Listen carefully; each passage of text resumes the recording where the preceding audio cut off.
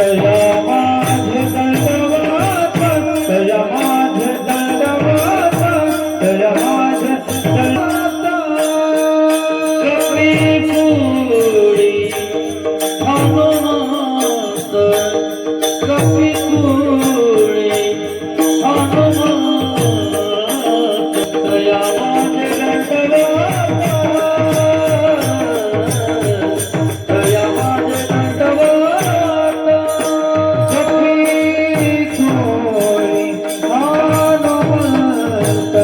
कपी कुडी हनुमंत हनुमंत तया माझे दंडवत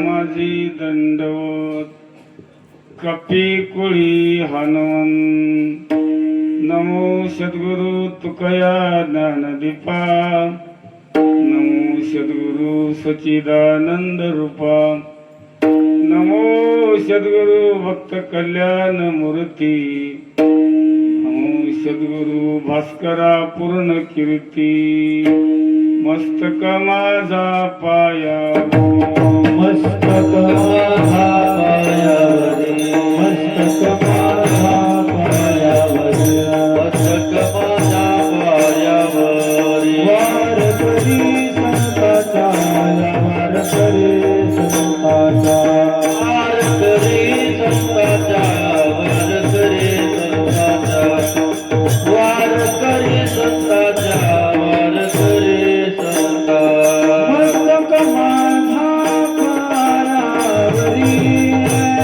मस्तक माझा पायावरी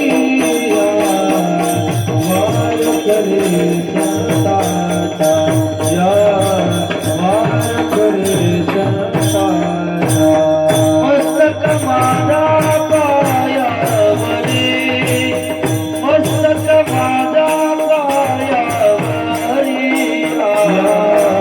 वार करे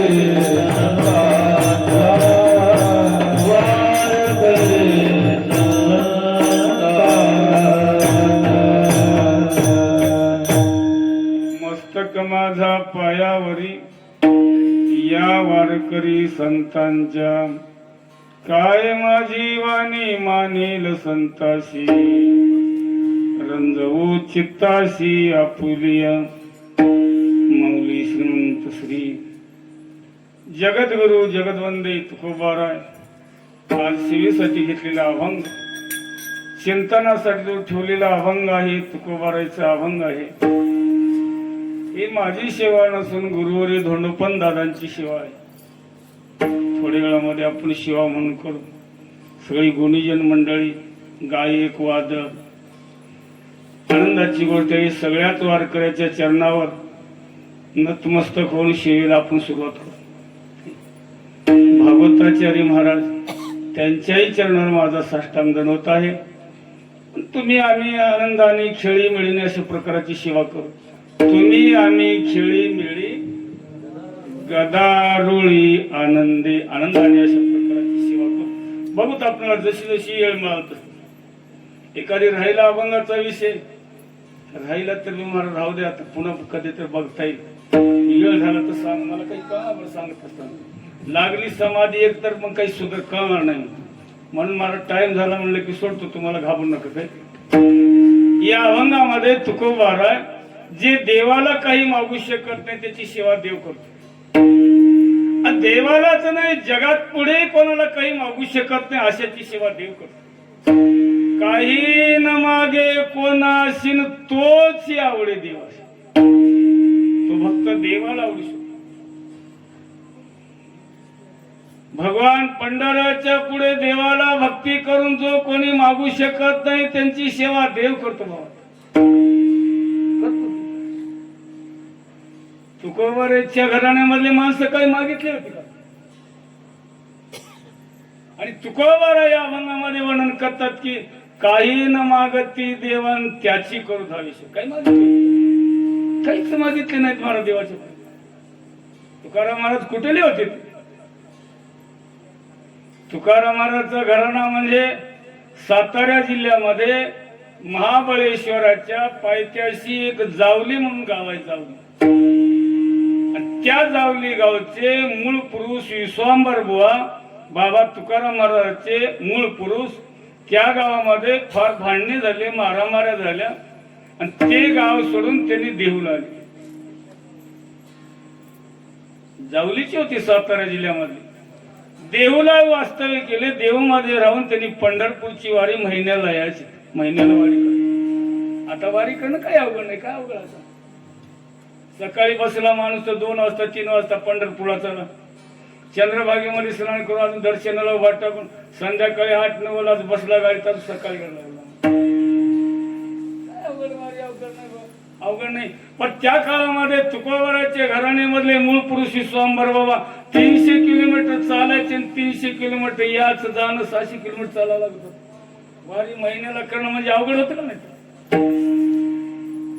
महिन्याला वारीला यायचे महाराज. त्यांनी पंढरपूरला पांडुरंगाचं चिंतन करायचे, भजन अखंड करायचे. वारी चुकली नाही महिन्याची वारी त्यांची.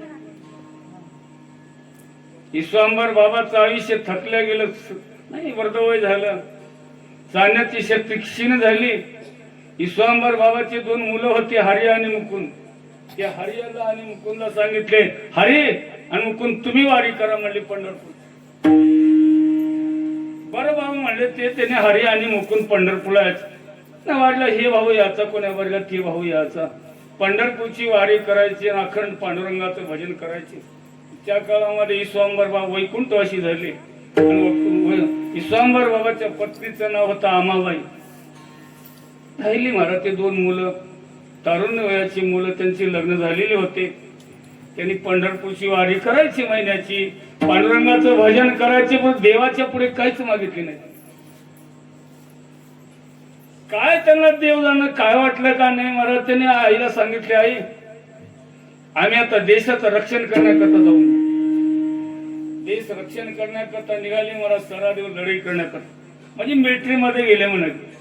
दुसऱ्या राजाचं जर परचक्र आलं तर आपला देश ताब्यामध्ये जाईल म्हणून देशाचं रक्षण करण्याकरता गेले.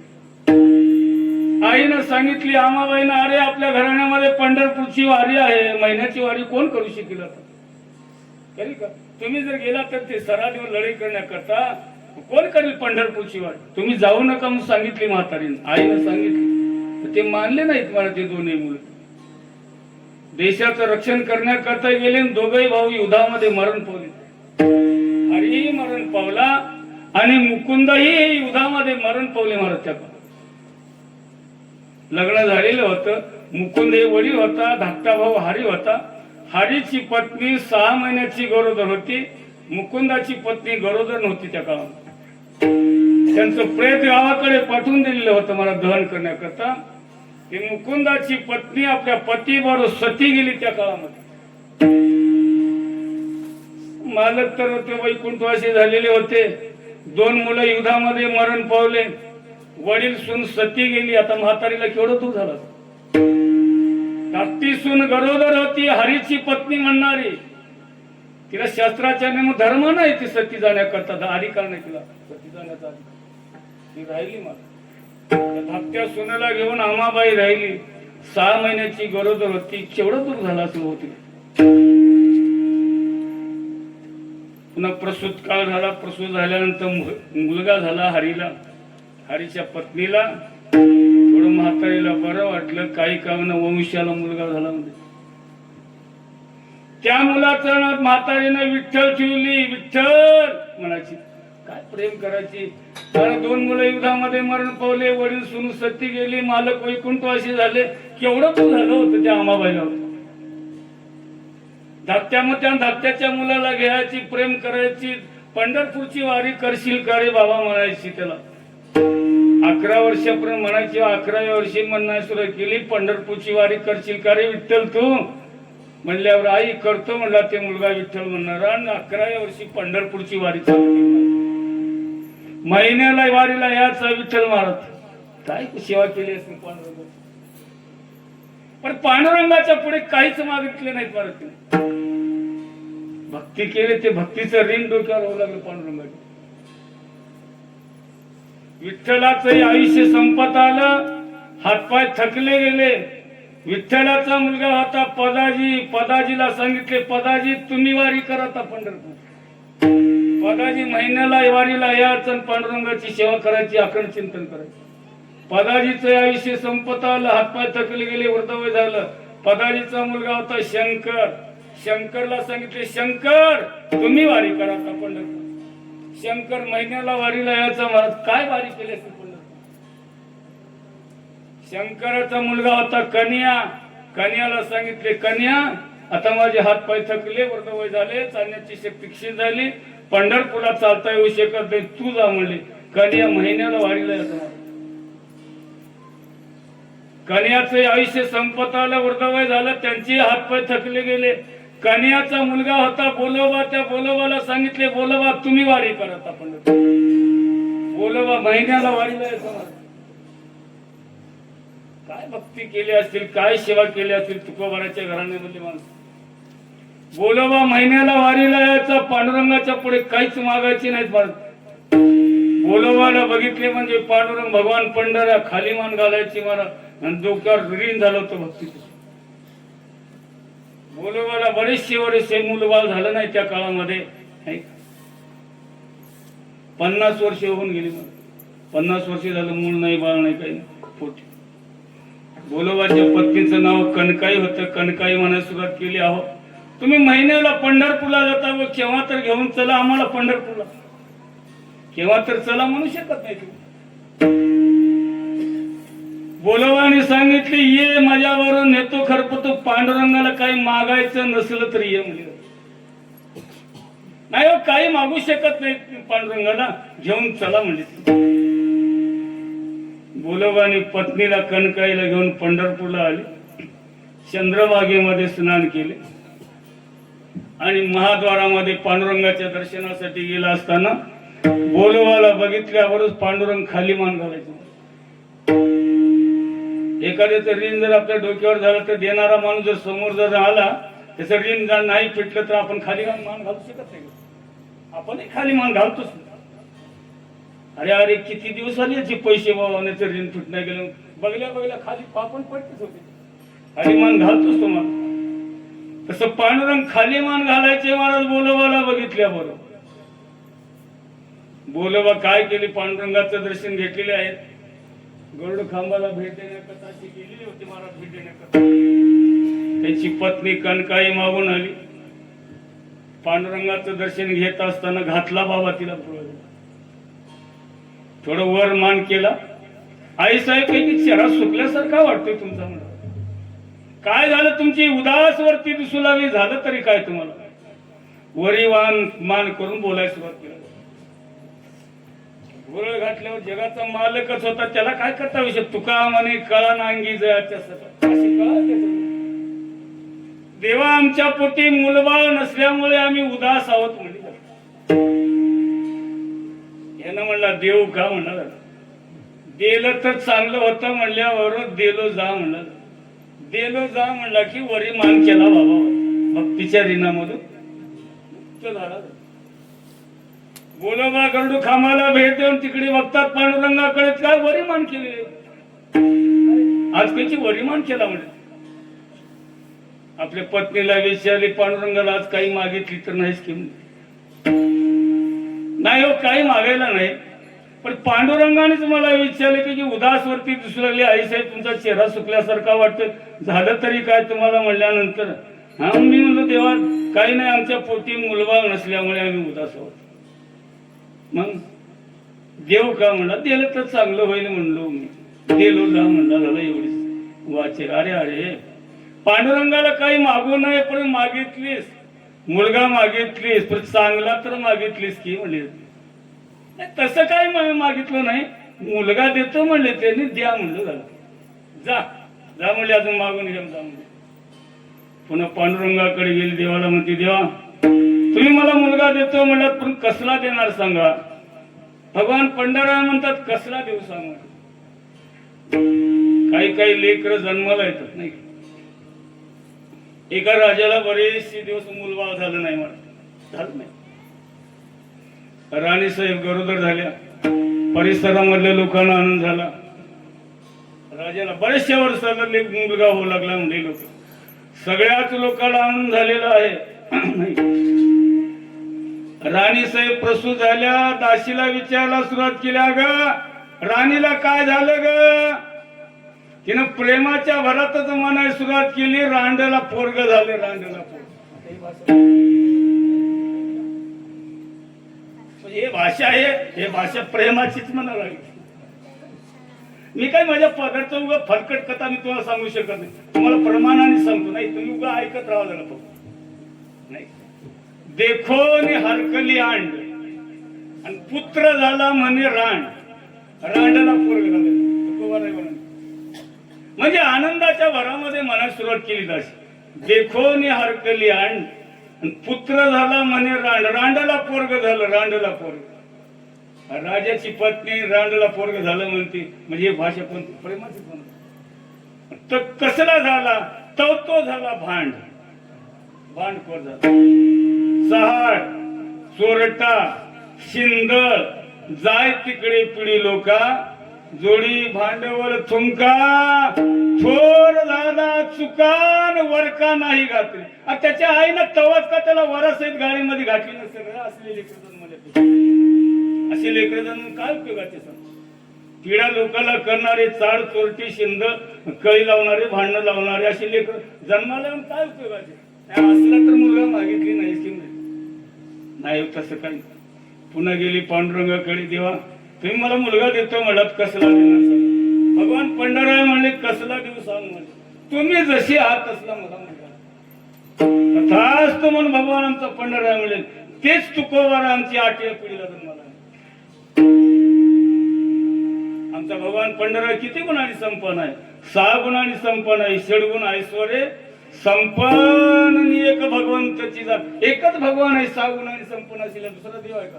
हे श्री अवतार ज्ञान वैराग्य आणि ऐश्वर्य, हा असे 6 गुण आहेत. पण एक गुण एक आहे का? भक्तालाही दान दिले असे तुम्हाला सांगता येईल. येशे थोरविला मारुती विभीषण केला, लंकापती अवतारे देवणी कर्ण हाती कीर्ती दिगंती वाढविली. ज्ञानी उपदेशीला चतुरानन ऐश्वर्य वाढविला अर्जुन, वैरागी सुखाते देवन ब्रह्म सनातन पाविला. एकाएकाचं वर्णन सांगायला तुम्हाला टाइम नाही, बघू तसं कधी तर नाही. अशी 6 गुण, एक गुण एका भक्ताला दान देऊन टाकून दिलेला आहे. 6 गुणांनी संपन्न असलेला आमचा भगवान पंढर आहे नाही.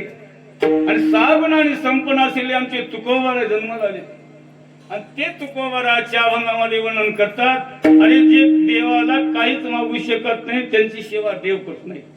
या अभंगाच्या पहिल्या चरणामध्ये काही न मागती देवा देवा, काही न मागती देवा,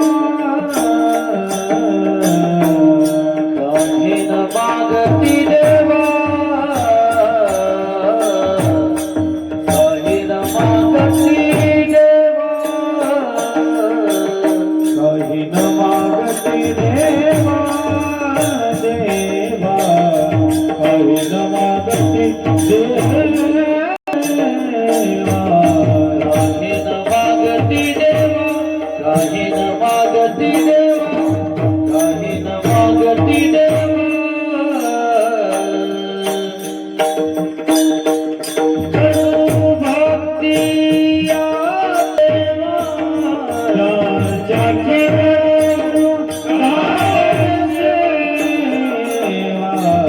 हळूहळू फेरी ऋण, हळूहळू फेरी ऋण, जाती करू धावे सेवा, जाती करू धावे सेवा, हळूहळू फेरी ऋण, हळूहळू फेरी ऋण. No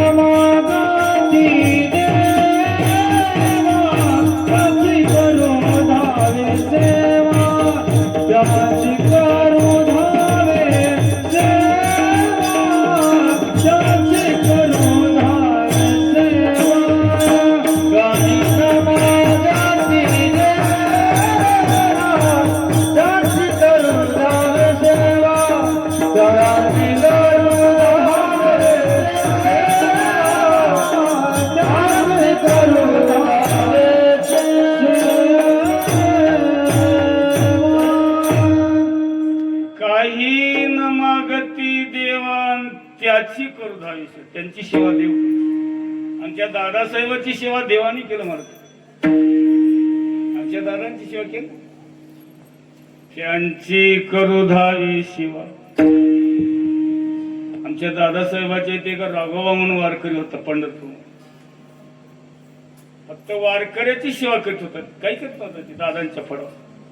दादांच्या काळामध्ये अशी लाईटची मोटारीची सोय नव्हती. एका काठीला 2 घागरी बांधायचं आणि चंद्रभागेचं पाणी भरावं लागत. पहिलं नदीचं पाणी भरावं लागत, आता नाही. आता नदीचं आहे का? चंद्रभागेचं पाणी भरावं लागत होतं आणि वारकऱ्याची सेवा करत होता राघोबा म्हणणार. दादांसाहेबाला थोडं पोटामध्ये कळ घातलं. दादांना संडास लागली म्हणा. रात्रीची 9:30-10 वाजलेली होते. राघोबाला म्हणले, राघोबा थोडं डबा घेऊन येताल का? म्हणले, मला कळ घातले पोटामध्ये, संडास आली म्हणले. राघोबा वारकऱ्याची सेवा करणारा वारकरी होता मला. तो दादांचा हात धरून संडासला घेऊन गेला. दादांची सेवा तो करू लागला. डबा घेऊन जायचं, दादाला घेऊन जायचं. पुन्हा 10:30-11 दादांच्या पोटामध्ये अजून पुन्हा कळ घातली. राघोबा डबा घेऊन येताल का? म्हणल्यावर राघोबा दादांचा हात धरून घेऊन गेला. 11:30 वाजलेले होते. राघोबाला श्रम आलेला होता. राघोबा एका खोलीमध्ये जाऊन झोपला झाला.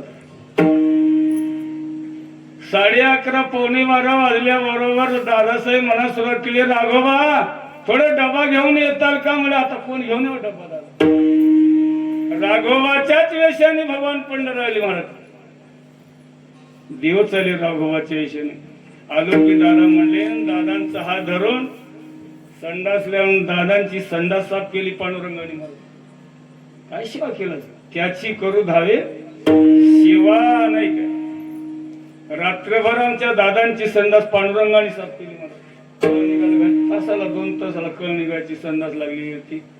सूर्य उदय झाल्याबरोबर राघोबा खोलीमधून निघाला. झोपलेला 11:30 वाजता दादांच्या पारून साष्टांग दंडवत घातल्याबरोबर दादासाहेबांनी डोक्यावरून हात फिरले त्याच्या अंगावरून. राघोबा तुम्हाला कितीतरी श्रम झाला. तुम्ही दिवसभर वारकऱ्याची सेवा केली आणि रात्रभर मला संडासचा डबा दिला. तुम्हाला किती कष्ट झालं. असं दादासाहेबांनी राघोबाला म्हणल्यावर राघोबा म्हणू लागला, दादा 11:30 वाजता ते एका खोलीमध्ये जाऊन झोपलो. नाही आलो म्हणलं, तुमची सेवा करण्याकरता कधी आलो मी? दादासाहेबांनी दिव्य दृष्टीनं बघितले. अरे अरे अरे पांडुरंग चाला रे बाबा म्हणले तुझ्या ईशाने. म्हणजे राघोबा माझ्यापेक्षा तुम्ही किती श्रेष्ठ आहेत म्हणले. राघोबा तुमचं काम देवानं केलं म्हणले. राघोबाच्या पर साष्टांग दंडवत घातले आमचे दादासाहेब. म्हणजे तुम्ही माझ्यापेक्षा श्रेष्ठ म्हणले राघोबा. म्हणून आमच्या दादांची सेवा अशा प्रकारची पांडुरंगाने केली. म्हणून त्यांची करू धावी सेवा केलं नाही. संताचे सुख झाले या देवान म्हणून सेवा करीते. तेथे माझा काय कोण तो विचार. वर्णावया पार महिमा त्यांचा महिमा काय वर्णन करतोय सांग. आमच्या दादांची सेवा केली त्या पांडुरंगाने. बऱ्याचशा संतांची सेवा केलेली आहे. त्यांचं हळूहळू हळूहळू ऋण फेडलेलं आहे. म्हणून तुकोबाराय म्हणतात हळूहळू फेडी ऋण नाही. भक्तीचं जे ऋण झालेलं होतं ते ऋण भगवंताने हळूहळू फेडलेलं आहे. कुठं काही झाला कुठं काही झाला आणि त्या भक्ताचं ऋण फेडलंय. पुढे कुठं बाई झाला कुठं कोलाटी झाला तर कुठं शेतकरी झाला नाही. चोखोबाराच्या बहिणीचं आणि चोखोबाराच्या पत्नीचं बाळापण करण्याकरता काय झालं तर बाई झालं नाही.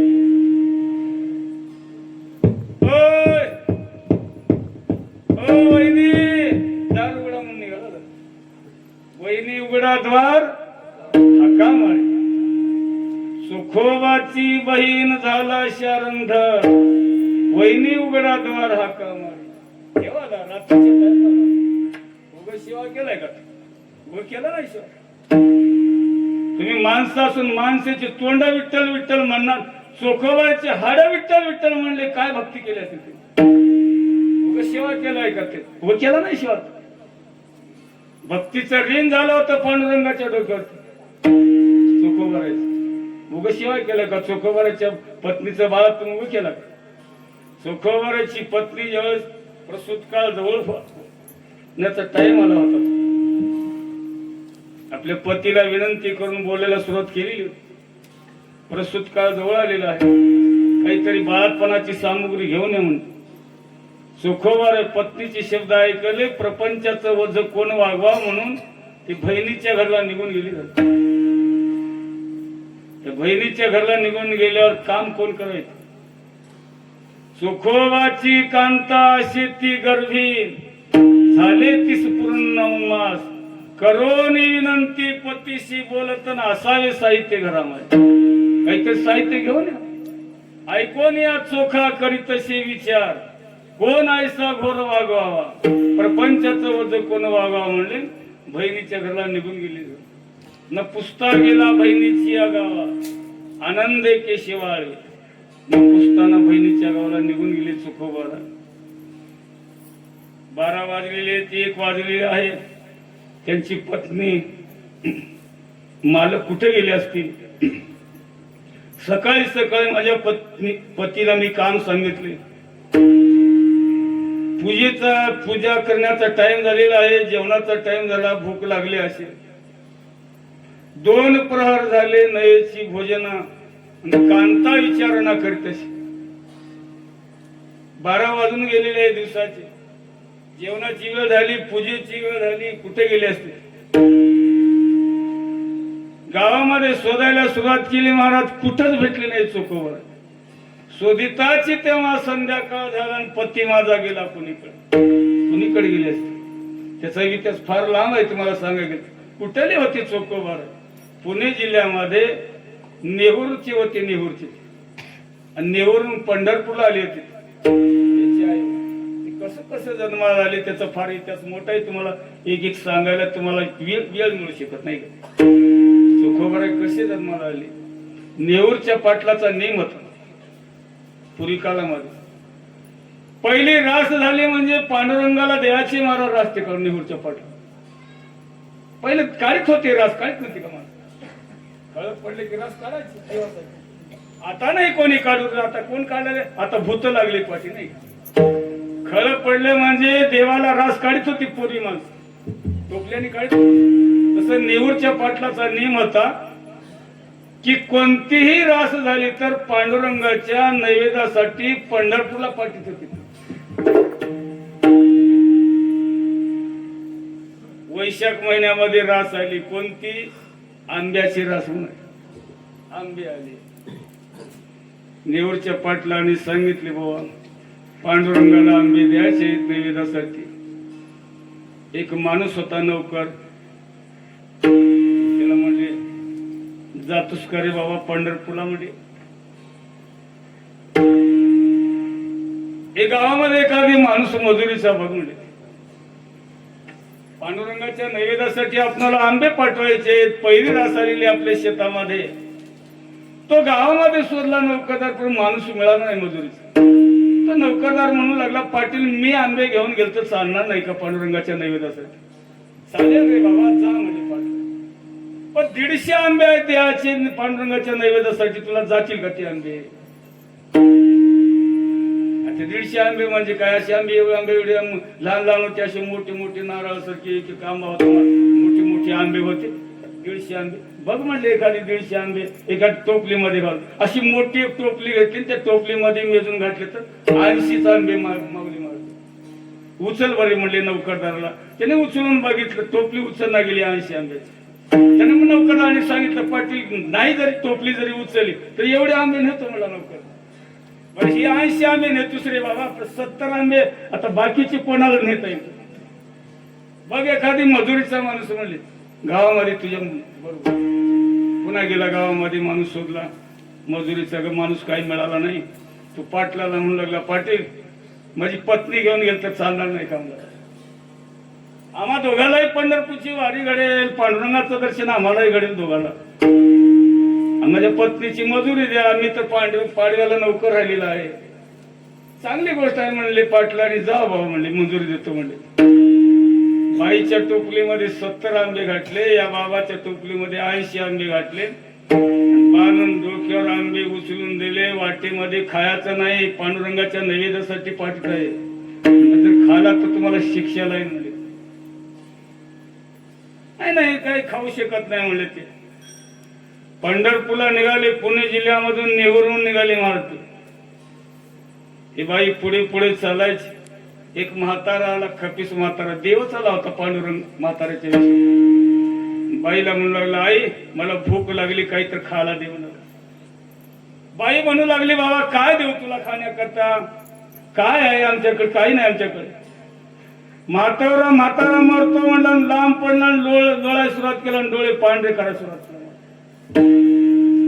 या टोपलीमध्ये काय म्हणलं. बाईने म्हणली, आंबे आहेत बाबा म्हणले.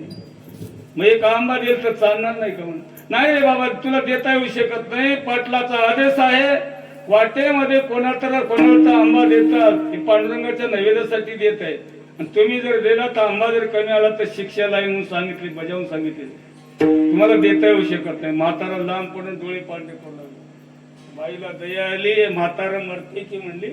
टोपली मधला आंबा काढून या म्हाताऱ्याला दिल्यावर म्हातारा आंबा घेतला, खाला अर्धा आंबा, आणि आंबट खट आंबा आहे म्हणलं. आई दुसरा आंबा दे म्हणत. बाईनं म्हणली, बाबा एक आंबा मी तुला काढून दिली, पाटील काय शिक्षा लागली काही सांगता येऊ शकत, आता तुला दुसरा आंबा कुठं लागला. तर नाही जर दुसरा आंबा जर दिलीस तर घे तुझा आंबा म्हणला होता. बाईनं म्हणली, तुला आंबा दुसरा मिळू शकत नाही, आण म्हणली. ती अर्धा आंबा खालीला घेतली, आपल्या वटीमध्ये ठेवली. आपल्या मालकाला सांगितले ना, ते पंढरपूरला गेले. पंढरपूरला ओ बाबा नादोऱ्यामध्ये उडायला सुरुवात केली या ब्राह्मणाला. बडी लोक हे बडी वाट बघतच होते, पाटलाची येतात काहीतरी असं लपलेले होते महाराज खाऊन. आणि हे मायनात इतकं खायला ब्राह्मण लोकांना, सगळं काढून त्या ब्राह्मणाला देतात ना, वरलं ताक म्हणजे आपल्या लेकराला घालतात. काय कमाल आहे म्हणा. बडी लकलेले होते महाराज खाऊन. तिथेच महाराज ते पाटलाचे आंबे येतात म्हणा. ओ बाबा कोणी आहे का म्हणल्याबरोबर लगेच धावतच आली. नेहूरच्या पाटलाची रास आलेली आंबे आले, पांडुरंगाच्या नैवेद्यासाठी मोजून या. किती आहेत? 150 आंबे. नौकरदाराने सांगितलं पाटलाच्या, माझ्या टोपलीमध्ये 80 आंबे आहेत, माझ्या पत्नीच्या टोपलीमध्ये 70 आंबे आहेत, मोजून घ्या. बाई लटलट कापाय सुरुवात केली. महाराज एक आंबा कमी येते.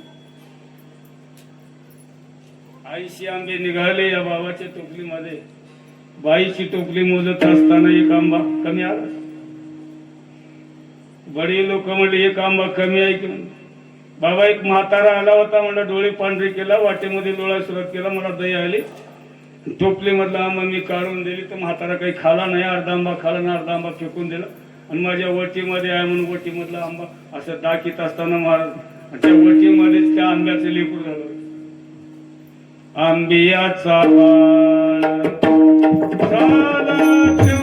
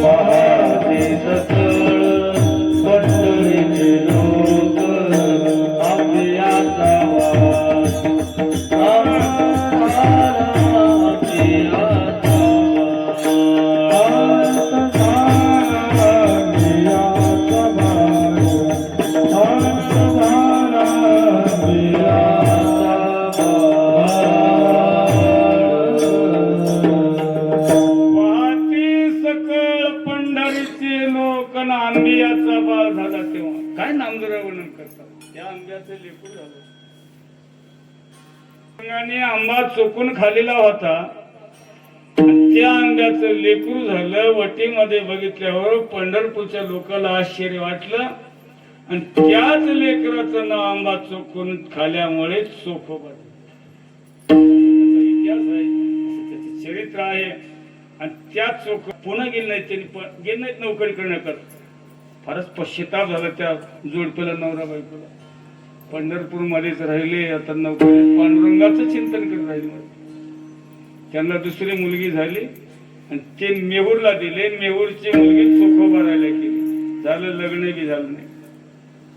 असं त्यांचा चोखोबाराचा इतिहास आहे. आणि चोखोबाराची पत्नी ज्यावेळी शोधायला सुरुवात केली, कुठं राहत होते म्हणजे पंढरपूर मध्येच राहिलेली होती. पंढरपूर सगळं शोधली त्यांच्या पत्नीनं चोखोबाराच्या. मालकाची शोध काढायला सुरुवात केली पण मालक भेटले नाही. चोखोबाराची बहिणीच्या घरला निघून गेली होती, भेटली का? शोधिताची तेव्हा संध्याकाळ झाला आणि पती माझा गेला.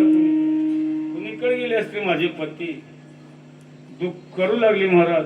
रात्रीचा टाइम 10 वाजलेले आहेत, 11 वाजलेले आहेत. घरामध्ये झोपड्याचं घर.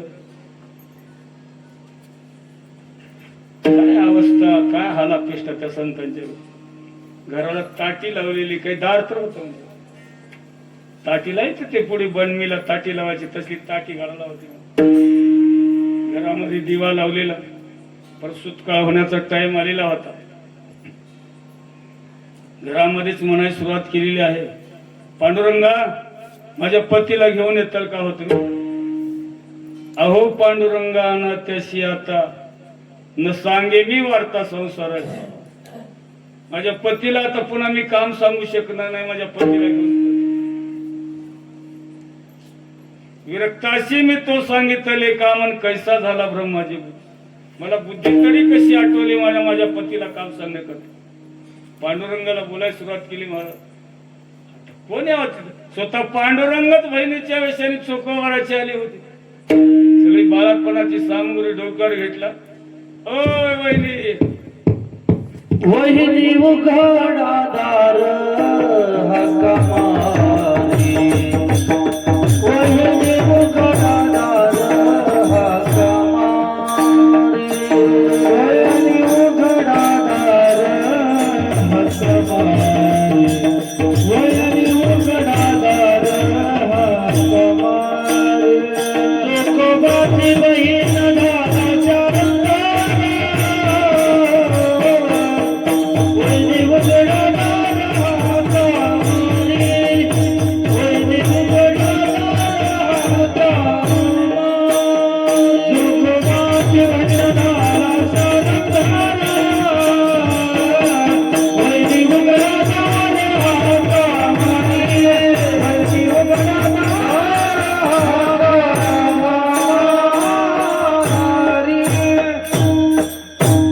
चोखोबाची बहीण झाला शरणधर. वहिनी उघडा द्वार हाका मारी. वहिनी दार उघडा म्हणल्या बरोबर की नंदचा आवाज येऊ लागल्या म्हणले दार उघडली. म्हणून काय आनंद झाला असेल. दार उघडून एकूण एकाच्या गळ्यालाच पडले. मला दोघीही भेटल्या तेव्हा आनंदाने. आले ते रुदन चोख्या कांते. चोखोबाराच्या पत्नीला दुःख वाटलं, रडायला सुरुवात केली. बाई बरं धाडले तुम्हाला देवान. बरे बाई तुम्हा देवाने धाडिले. पती माझे गेले कुणीकडे. कुणीकडे गेले असतील माझे पती म्हणायला सुरुवात. ही बाई म्हणते माझा भाऊ कसा आहे ते वहिनी तुम्हाला माहित नाही का म्हणायला सुरुवात केली. दादा माझा सुज्ञ आधीच हे श्रुत फयाचे ते होत होणार. माझा भाऊ कसा आहे ते विरक्त असलेले वैरागीशील माझा भाऊ असलेला. वहिनी तुम्ही असं काम सांगा. वयाचं ते होत होत काय नाही. झालं दोघीचं बोलणं. बोलण्यामध्ये रात्रच गेली म्हणा. पहाटे 4 वाजले. 4 वाजता पोट दुखायला सुरुवात केली. झालं पोट बी दुखायला सुरुवात झालं. प्रसूत बी बाई झाली नाही. मुलगा झाला नाही. झाली ते प्रसूत पुत्र झाला. तिला आनंद वाटला. पांडुरंगाला आनंद झाला. काय बाई काम करायला सुरुवात केली. महाराज माझ्या भावाला मुलगा झाला. माझ्या भावाला मुलगा झाला. सगळ्या जातीला साखर वाटायला सुरुवात केली. नाही वाटिली शर्करा सकळ यातीशी. माझ्या चोखोबाशी पुत्र. माझ्या भावाला मुलगा झाला. माझ्या भावाला मुलगा झाला. आता काम कोणतं? बाळातपणाचं काम हे काय का? बाईला उठणं लावायचं, तेल लावून चोळून अंघोळ स्नान घालायचं काम कसलं काम आहे? लावून या उठणे नाहनिले तिला, श्रम तिचा गेला सर्वांगात. पांडुरंगाचाच हात लागला तिथं श्रम राहू शकते. अरे अनंत जन्मीचा शिन गेला होऊ शकत. एका जन्माचा श्रम नाही, अनंत जन्माचा शिन निघून गेला. भाग गेला, शीन गेला, नावगा झाला आनंद. पाचवी करणं, बाळा ते घेऊन काय कामाचं? आईसा भक्तीशी भुलला, नीच कामे करू लागला. अशी हलकी काम. हळूहळू हळूहळू हळू त्या भक्ताचं ऋण फेडलेलं आहे म्हणून तुकोबारा म्हणतात.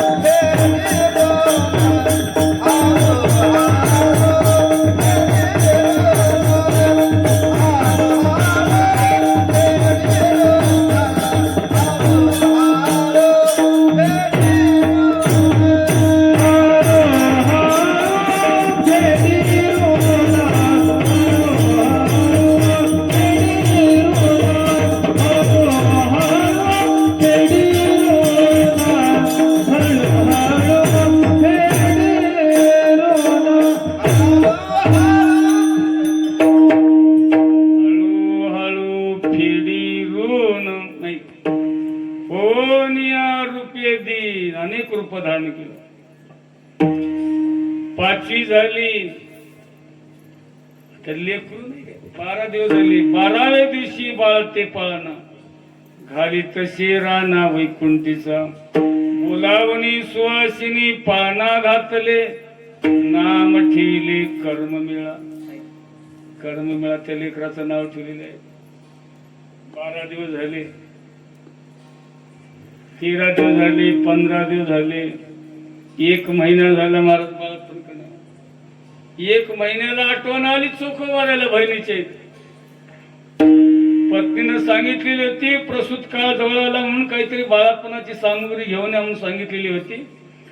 प्रपंचाचं वज कोण व्हावा म्हणून आलो बहिणीच्या घरला. बाई तुझ्या घरला आलो म्हणले. आता जातो म्हणले बहिणीला. भगवत चिंतनामध्ये कोणत्याही प्रकारची आठवण राहिली नाही त्यांना. अस्वायसा कोठे आठवची नाही न देहीची विधी भोगदशा. ब्रह्मानंदे लागली टाळी कोण देहाते सांभाळी. पत्नीनं सांगितली होती बहिणीच्या घरला निघून गेली. 1 महिन्याला आठवण आली चोखोबारी. बहिणीला म्हणतात जातो म्हणले. आता काय काय झालं घराकडे. चोखोबारा निघाले तिथून बहिणीच्या इथून. तर तिकून निघाल्यावर हे बाई राहील काही. ही बाई म्हणायला सुरुवात केली वहिनी जाते आता माझ्या गावाकडे. राजे भरतील मला माझी धनी. आता ह्या बाईला हिचा धनी कोणता होता. 1 महिना झालं वहिनी तुमच्या बाळापणासाठी आले मी. जाते म्हणजे झाले. सुखवाराची पत्नी म्हणती वहिनी तसं जाऊ नका तुम्ही. तुमचे भाऊ येतील काहीतरी बोलवण करतील तुम्हाला. नाही येऊद्या घरदानी करतील बोळवण काय मी उत्तीर्ण हो काय उत्तीर्ण होत काय काय आठवू तुमचे उपकार. आता बाई काही कमी केली का शेवट कमी केली तर बाई थांबायला तर चोखोवर तिथून निघाला तर बाई थांबल नका नका वहिनी माझा भाऊ येऊन तर काय करणार आहे माझ्या भावाच्या हातात तर काय माहिती. चोखोबाराची पत्नी म्हणती वहिनी उगल लुगड साडी चोळी तर नाही उगल चोळी तर शिवते थांबा बाई आता शिवते मी चोळी नलगे वनमारी बोल नका नका वहिनी चोळी नका काय नका चोळी नका दोरी नका म्हणजे ती बाई एवढं बोली चोखोबारा जवळ आलते ना कुठं आतमधला आले होते जवळ जवळ आले होते. सांभाळी आता माझा कर्म मेळा आणि येईल चोखा मेळा घराला लेकराचा सांभाळ करा वहिनी म्हणली. माझे भाऊ येते थोड्या वेळामध्ये म्हणले एवढं बोलून बाई थोडं बाजूला राहा दर्शन लगे अर्ध्या तासामध्ये आले झालं चोखोवर आल्या आल्या काय पतिव्रता असेल महाराज सांगा बघा तिचा विचार करा आपण तर मी गाथा नामदेवाचं वाचून बघा म्हणजे कधी काय नामदेव सुंदर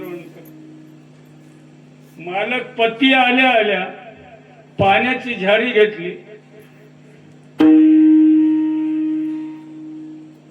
पूजेसाठी काय कुंकाचा करंडा नाही का पंचपाळ म्हणा करंडा घेतली मालकाचे पाय देऊन आपल्या डोक्याचा पदर करून मालकाचे पाय पुसून पायाची पूजा करून दिले उचलून बाळा येऊन या कांता वंदिले चरण दिले उचलून बाळा.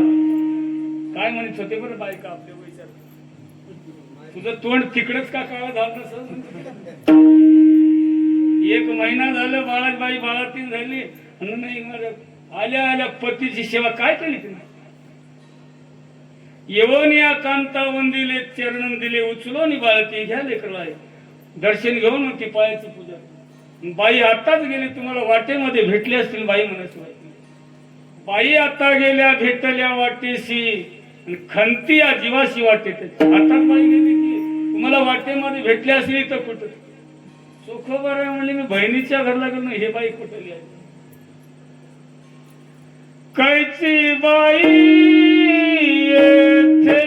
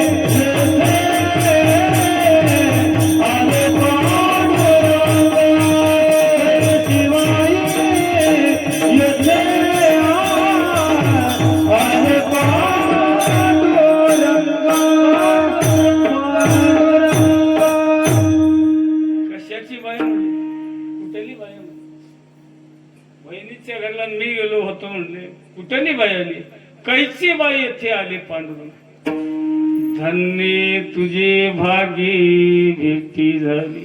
दही खाऊन आवाज बसला मला काही सोरे लागणार माझा आवाज असं वाद कधी झाला नाही. तुझं भाग्य आहे पांडुरंगाची भेट झाली म्हणजे आई आयुष्यभर परमार्थ केला, टाळाचं पीठ होऊन गेलं टाळ वाजण्यामध्ये, भजन केलं पण पांडुरंग अजून स्वप्नामध्ये आला नाही. आग लागो माझ्या परमार्थाला म्हणतात चोखोबा. जळो माझे कर्म वाया तुझी कटकट, जळो माझे कर्म वाया गेली कटकट, हे जळो माझे कर्म वाया गेली कटकट, जळो माझे कर्म वाया गेली कटकट.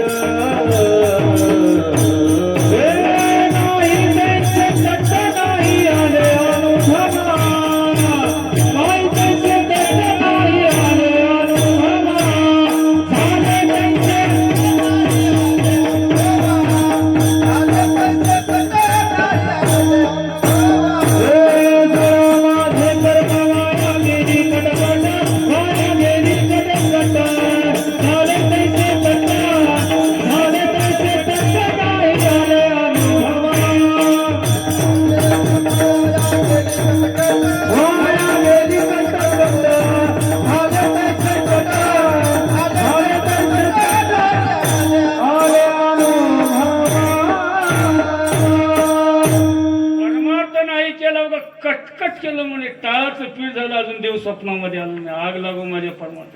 तुला पांडुरंगाची भेट झाली तर केवढं मोठं तुझं भाग्य. आता पुढे धीर काय देऊया मना, ऐसे नारायणा प्रेरिले ते पाहिजे. काय जन्मा येऊन केली मी जोडी, आजची घडोघडी चित्ता येतो आज काय. अरे अरे आग लागू माझ्या परमार्थाला. मला अजून पांडुरंग भेटला नाही, तर पांडुरंगाची तुला भेट झाली. कैसे बाई येथे आले पांडुरंग, धन्य तुझे भागी. तुझं केवढं मोठं भागी, तुला पांडुरंगाची भेट झाली. म्हणून चोखोबार आहे बोले. चोखोबारला फारच वाईट वाटलं, रडू लागले. पांडुरंगाने असले कामं करा. चोखोबाराची पत्नी रडू लागली, चोखोबारा रडू लागली.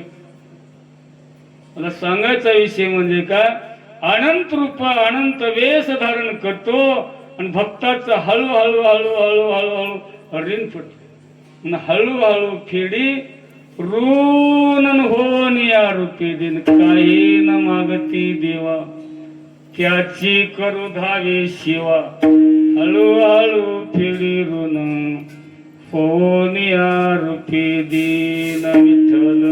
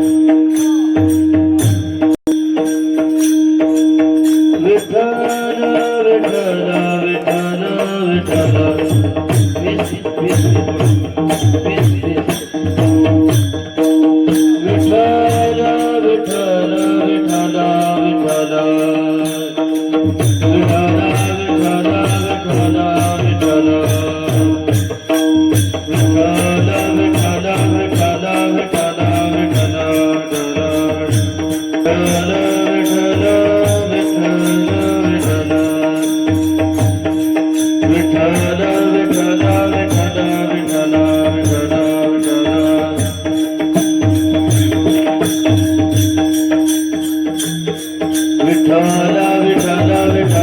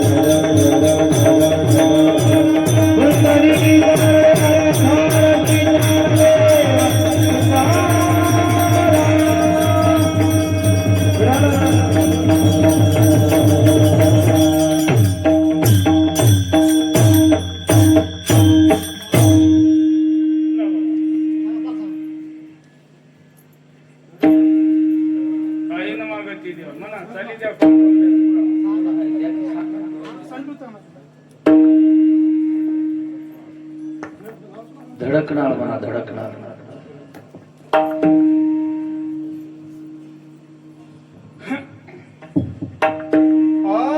पायल मागती देवा,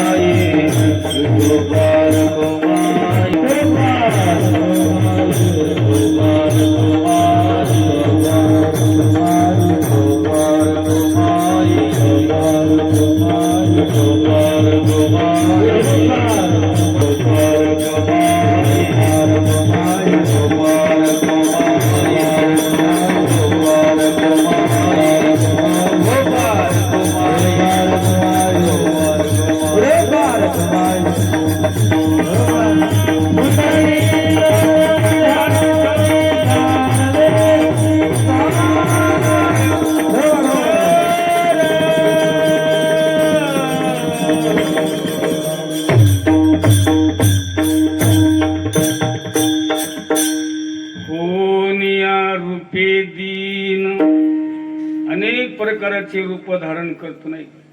अनंत अवतार घेसी भक्ता कारणी कनवाळू कृपाळू दिना लागी उधरणी.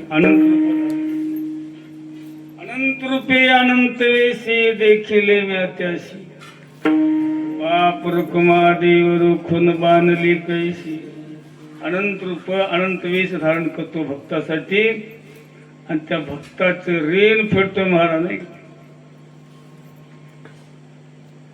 लाख्या कोलाट्याचा ढोल पिटी कोलाटी गोरोबा काकाच्या इथं काम करण्याकरता कुंभार झाला नाही. घडी माती आहे गोऱ्या कुंभार.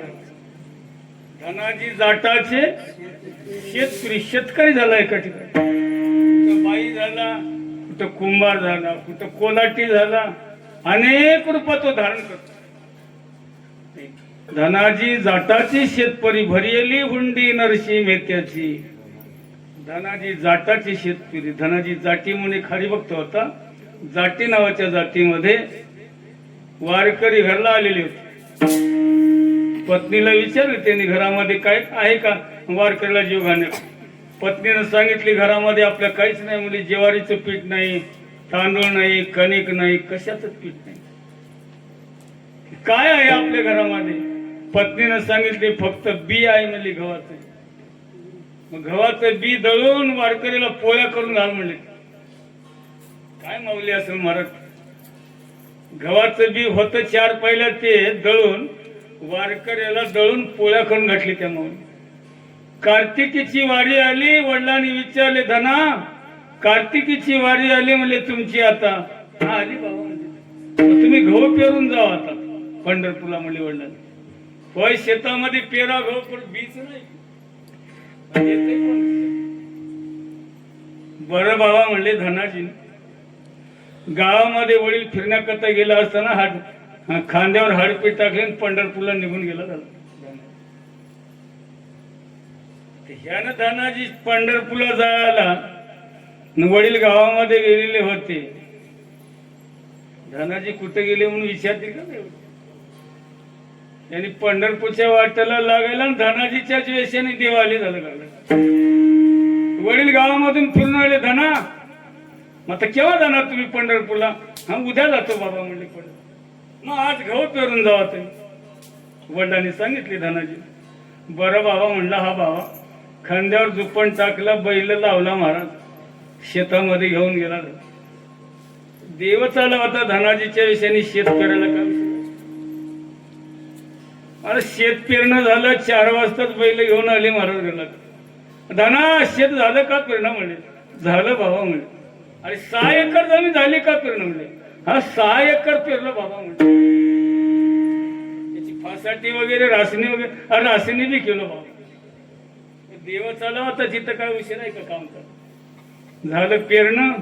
वडिलांनी म्हणले मग बरं झालं धना आता सकाळी जावा म्हणजे. रात्रभर राहिला बाबा. सकाळी स्नान वगैरे करून हाडके घेऊनच निघाला. त्याला करता येतात. जगाची निर्मिती करतो त्याला हाडके करता येणार नाही का. वडिलाच्या पाया पडून निघाला हा बाबा. धनाजीला यायला 20 दिवस लागले महाराज पंढरपूरला जाऊन. आणि गावाजवळ आल्या लोकांनी वेळ धना महाराज काय पेरलं म्हणा तुमच्या शेतामध्ये म्हणजे. झाले धनाजी काय पेरलं म्हणतात लोक. काय झालं बाबा म्हणलं. अहो भोपळ्याचं रोपटं आपल्या तुमच्या शेतामध्ये. भोपळ्याचं म्हणजे शेतच पेरलं भोपळ्याचं रोपटं कुठलं वापरलं. धनाजी घरला आले. पाय धुतल्या शेताकडे जाऊन बघतात तर गावाला 4 कोणते भोपळ्याचं रोपटं उगवले महाराज. काय भोपळ्याचं रोपटं महाराज. काय तेज त्या मोडावर म्हणतात. धुऱ्यावर बसले धनाजी. विचार करू लागले काय नवल आहे बाबा म्हणते. पांडुरंगानच केलं म्हणते. ओळखी धनाजी. वडिलाला कळाली. वडील जाऊन बघितले. धना लेकर काय खातील. भोपळी करून तुली किती काय भोपळ्याचं येळ माजलं महाराज. ते भोपळ्याच म्हणतात. अशी लांब व्हायची भोपळी. काय येल माजलं महाराज. ते काय शेतामध्ये वेल म्हणतात. एका येळाला 200 भोपळी लावली. एवढाली लांब भोपळी. लोक जाऊन बघायचे. बघा महाराज. लोक काही बोलतील का महाराज.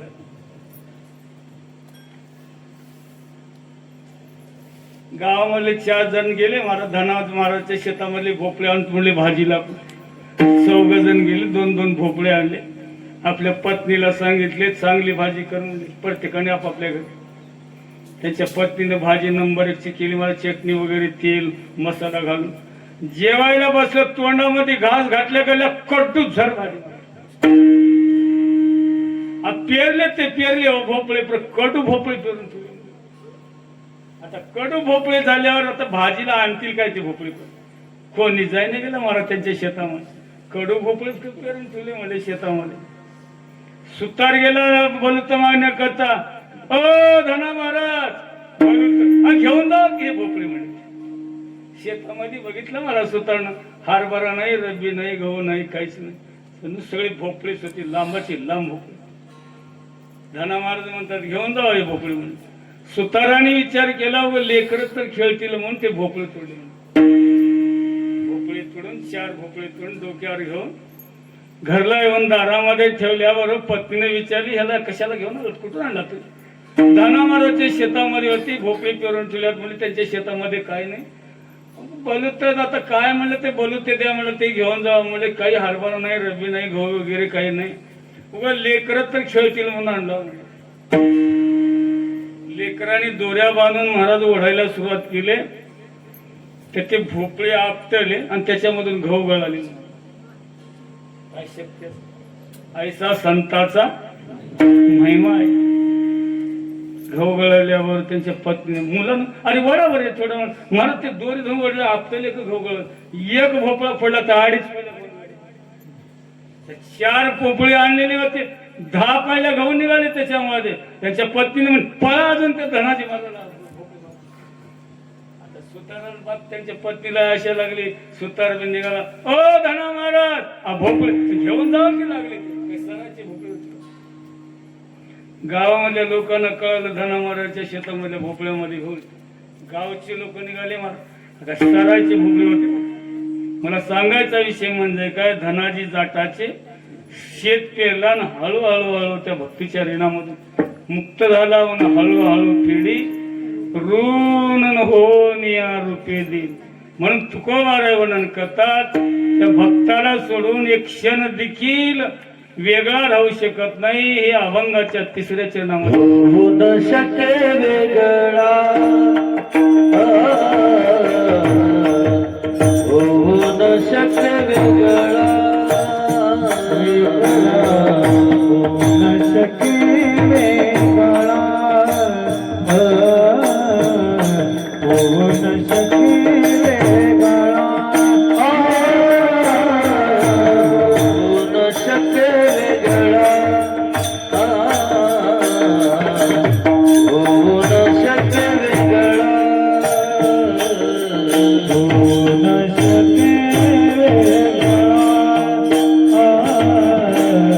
होऊ न शके वेगळा.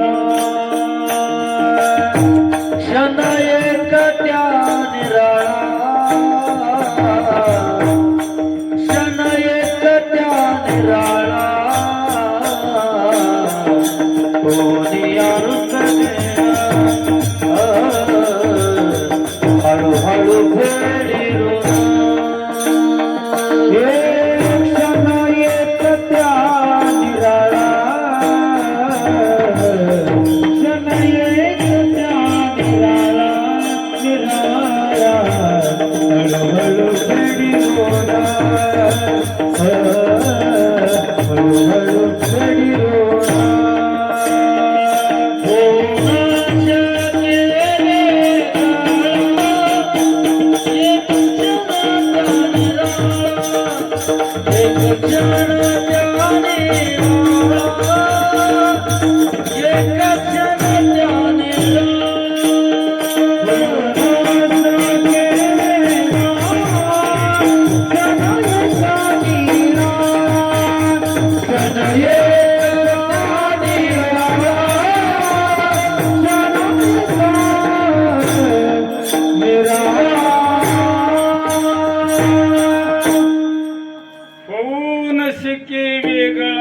क्षण एकत्व निराळा.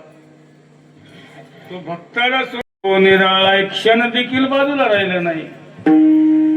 केला ऋणी नारायण नव्हे क्षण वेगळा. ऋणी झाला होता. मानी भक्ताची उपकार, मानी भक्ताची उपकार, मानी भक्ताचे उपकार, भक्ताचे उपकार, मानी भक्ताची उपकार, मानी भक्ताचे उपकार, भक्ताचे उपकार. मनवी निरंतर, मनवी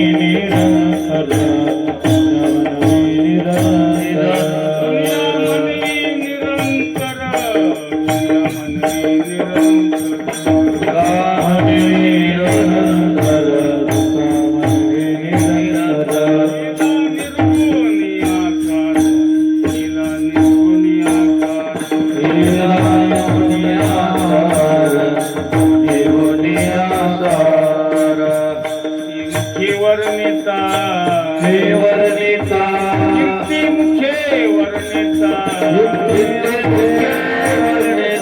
दया चित्ती जे वासना, दया चित्ती जे वासना, दया चित्ती जे वासना, दया चित्ती देवासना, चित्ती देवासना, दया चित्ती देवासना. उपकार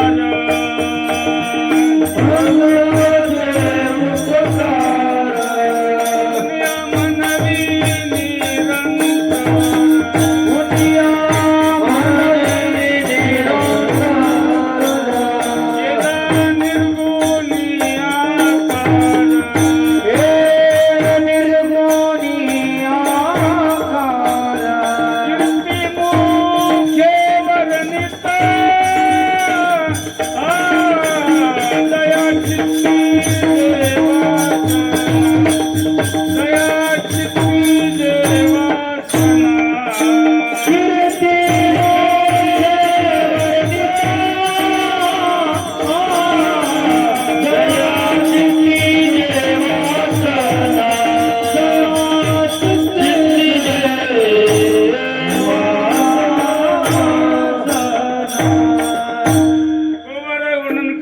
मानी भक्ताची उपकार नाही. ऋणी झाला होता. ऋणिया म्हणवी निरंतर, निरंतर म्हणजे अखंड ऋणी झाला होता.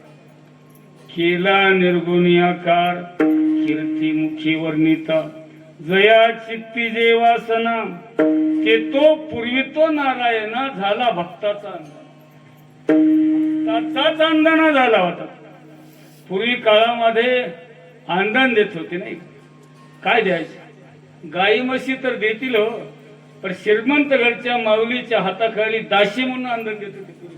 आता नाही म्हणा, म्हणजे काम करण्याकरता. तसा भक्ताचा अंधना झाला होता, ऋणी झाला होता. म्हणून तुकोबाराय म्हणतात, केला ऋणी नारायण. आणि भक्ताची उपकार, ऋणिया म्हणवी निरंतर, केला निर्गुणी आकार, कीर्ती मुखी वर्णिता, जया चित्ती जी वासना, ते तो पूर्वी तो नारायणा झाला भक्ताचा अंधना. नाही का? भक्ताचाच अंधना झाला होता. म्हणून तुकोबाराय म्हणतात, नाही का, नवे क्षण एक तो निराळा. काय तिसरं कळ? होऊन शेके वेगळा, क्षण एक तो निराळा. एक क्षण देखील बाजूला गेला जातो भक्ताला. भक्त समागमी सर्व भावी आले. भक्ताच्या संगतीमध्ये राहिला. द्वारकेचा राणा पांडवाच्या इथं राहिला नाही. पांडवाच्या इथं राहून काय केला? काळी धर्मा घरी उच्चिष्टाते, काळी धर्मा उच्चिष्टाते, काळी धर्मा घरी उच्चिष्टाते, काळी धर्मा घरी. अर्जुनाचे भोले सुताले काळी धर्मा घरी उच्चिष्टाते, काळी धर्मा घरी उच्चिष्टाते, काळी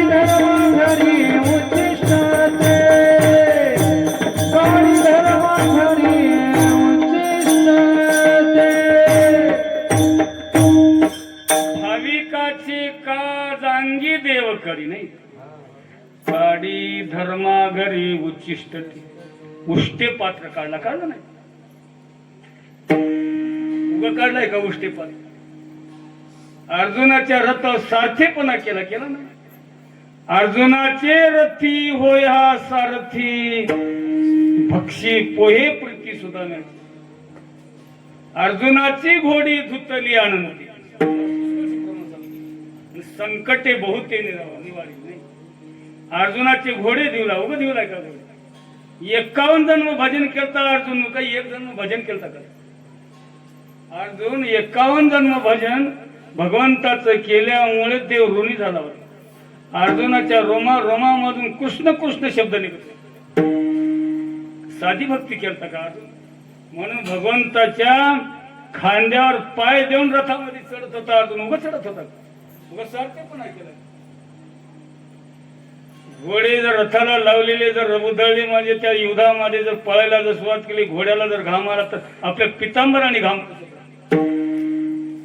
अर्जुनाच्या रथाच्या घोड्याची सेवा केला उभं केलाय का धर्मराजा यज्ञामध्ये उभं उष्टे पात्र काढलं धर्मराजाने जे यज्ञ केला केव्हा केला होता 5000 वर्ष होऊन गेली 5000 वर्ष यज्ञ केला होता धर्मराजा द्वापार युगामध्ये नाही रामचंद्र प्रभूंनी अयोध्येमध्ये यज्ञ केले होते आज 26 लाख वर्षापूर्वी रामाने यज्ञ केला होता कोणता यज्ञ ते रामाने केलेला अश्वमेध नावाचा यज्ञ धर्मराजाने केलेला राजस्व यज्ञ होता नाही काय यज्ञ होता मला 1 कोटी लोक जेवले की स्वर्गामध्ये 1 घंटा वाजत होता म्हणून धर्मराजा यज्ञामध्ये धर्मराजा डुलायची ते काय आज माझ्या यज्ञामध्ये 1 कोटी लोक जेवले म्हणायचे आनंद वाटत होता धर्मराजाला यज्ञाचा काय खर्च करत होता रामचंद्र प्रभूने आज 26 लाख वर्षापूर्वी रामाने जे यज्ञ केला अयोध्येमध्ये काय खर्च असेल रामाला तुम्ही भागवत वाचून बघा म्हणजे भागवतामध्ये कळते तुम्हाला किती भागवत आहे चालू तुमच्यामध्ये नाही का चालू आहे आज 26 लाख वर्षापूर्वी रामाने जे अयोध्येमध्ये यज्ञ केला तर तिथली यज्ञ केल्याच्या ठिकाणची जागा जर खोदली तर आता संपत्ती मिळू शकते मला म्हणजे रामाला किती संपत्ती जमा करावी लागली असेल रामे पूर्वी अयोध्येशी केले होते महायागाशी ते हवीर विशेष लोकाशी आणि अध्यापी हाताशी येत असे नाथ महाराज म्हणजे आता सुद्धा जमिनीमध्ये गाडलेली संपत्ती मिळू शकते मग रामाला किती संपत्ती जमा करावी लागेल तर हत्तीच्या सोंडसर केली तुपाची धार यज्ञ कुंडामध्ये 1 वर्षभर टाकावं लागते तूप मिळेल का यज्ञ करण्याकरता यज्ञ करणं काय साधा आहे का ते जे ऋत्विज ब्राह्मण पाहिजे ज्या ब्राह्मणाला 4 वेद मुखोद्गत आहेत असे ब्राह्मण वेद बोलण्याकरता पाहिजे 1 ऋग्वेद सामवेद अथर्ववेद आणि यजुर्वेद 4 वेद पाठ आहेत का कोण्या ब्राह्मणाला असे ब्राह्मणही मिळू शकणार नाही आणि आपल्याला तूपही मिळू शकणार नाही यज्ञ आपला सिद्धीला जाऊ शकत नाही होणं शक्य नाही धर्मराजाने यज्ञ केला होता धर्मराजाने काम वाटून दिले यज्ञामध्ये चला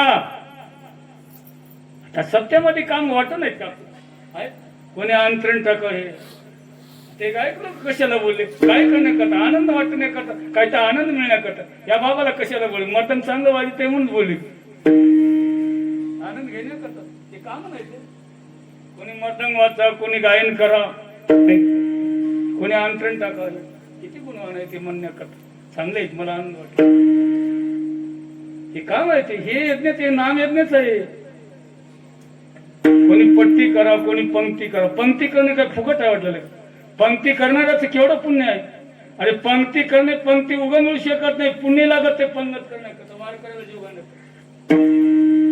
इथले जे पंगत करतात जीव जे घालतात उगा घालतात वाटलेले कोटी यज्ञाचं फळ मिळते कोटी यज्ञाचं फळ त्यांना आणि कोटी कुळाचा उद्धार होऊ शकतो पंगत करण्याचं युगात तुम्हाला फलकट सांगू शकत नाही तुम्हाला प्रमाणाने सांगतो येथे एक शीत दिल्यान कोटी कुळाचे उद्धार कोटी याग केले पूर्ण म्हणजे कोटी यज्ञ केलेलं फळ मिळते सप्त्यामध्ये जेवण घालून बाकीच्या जेवण घालून तुम्हाला पुण्य लागू शकत नाही म्हणजे एवढं पुण्य आहे पंक्ती करणं हे नाही का कोणी पंक्ती करावं कोणी पट्टी करावं कोणी महाराज बोलणं कोणी महाराजची तारखा घ्यावं हे काम आहे ते प्रत्येकाला वाटून दिले काम आहे ते हे नाम यज्ञ तसं धर्मराजाच्या यज्ञामध्ये भगवंतांनी काम वाटून दिलेली चला म्हणले काम कोण कोण करणार, काम प्रत्येकाला काम वाटून दिले होते. तर दुर्योधनाला कारोबार दिला भगवंताने.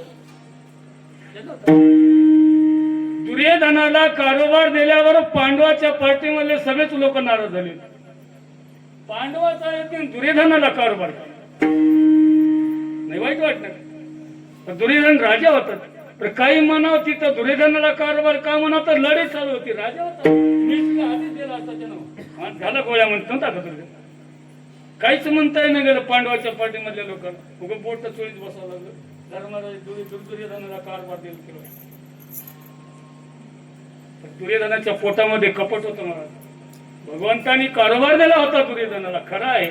तर कपट होतं दुर्योधनाच्या पोटामध्ये. आणि ज्या महाराजाला 100 रुपये दक्षिणा देणं त्यानं 10,000 दिला दक्षिणा. दुर्योधन काय देऊ लागला? पांडवाची सगळी संपत्ती संपून जाऊन पांडवाचा यज्ञ सिद्धीला जाऊन कपट होत दुर्योधनाच्या पोटामध्ये. कपट होतं खरं, पण भगवंताला माहित होतं ह्याला कारोबार जर दिला तर यज्ञ सिद्धीला जाते म्हणून भगवंताला माहित होतं. त्यानं किती जरी वाटप जर केला, 1 पट दिलं तर तिथं 10 पट वाढून बसत होत. 10 दिवसाला जर हिशोब जर बघितलं तर त्याच्या 10 पट वाढून तिथं बसत होत.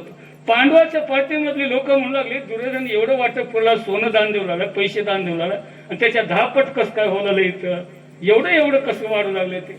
भगवान म्हणतात त्याच्या कथा तर त्याला कारोबार दिला म्हणजे त्याची हस्तरेषा तशी आहे. काय माणसाची काय हस्तरेषा असत, काय माणसाचं काय प्रारंभ असं. कपटी आदिनी महानिधी अशा प्रकारे त्या ठिकाणी वर्णन केलेलं आहे. म्हणून भगवंताने अशा प्रकारे दिला होता दुर्योधनाला त्या यज्ञामध्ये. सगळ्याला काम वाटून दिलेले होते. चला म्हणले अंतरण कोण टाकणं, प्रत्येकाने काही काम वाटून. चला पात्र कोण काढणार यज्ञामध्ये, भगवंताने बोललं. आता पात्र कोण काढणार म्हणजे कोणीच बोलणार. चला सप्त्यामध्ये इना कोण घेणार,